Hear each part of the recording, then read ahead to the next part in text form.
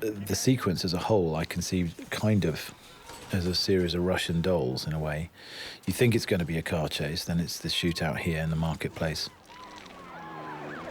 And then it becomes a bike chase, and then the bikes become you go onto the train, and the train, from the train, Bond goes into the digger, etc., etc. So it's constantly shifting and developing in interesting ways.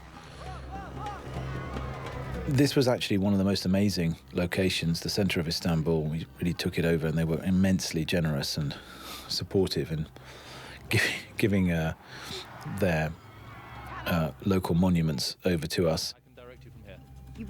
And we were suitably careful.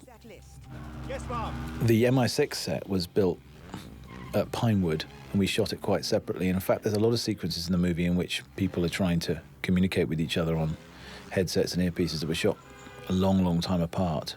This is one of the things about a movie of this scale, is that you're shooting things over such a long time.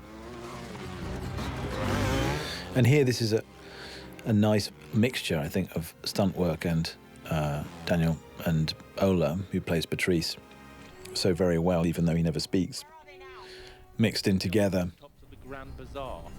Our brilliant second unit director, Alex Witt, and head of stunts, Gary Powell, spent a long time up on this roof with bikes, doing this sequence in tiny pieces. And in the end, it's a combination of stunt work shot on the roofs themselves, a camera helicopter, green screen for the occasional close-up, head replacements, all sorts of things used. And hopefully at the end it seems pretty seamless, but given the fact it was shot over a number of weeks and the weather changed constantly, is also brilliantly timed by Roger Deakins, obviously our great cinematographer. We shot a lot of stuff up on that roof and a lot of stuff down in the Grand Bazaar. There's a bridge, you can cut him off. And in the end, it just was surplus to requirements. The sequence ended up being around 11 minutes, something like that, and which is right on the edge of being too long, I felt.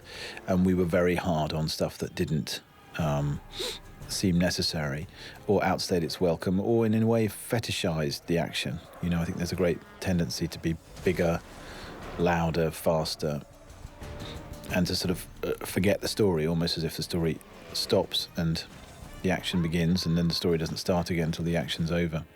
Spent a long time on this bridge, and a long time conceiving this whole chase. I suppose we must have spent about a third of the time in the whole movie working on the first 10 minutes. And the transition from the bike to the bridge, I think, is one of the things I like most, actually. I like that journey.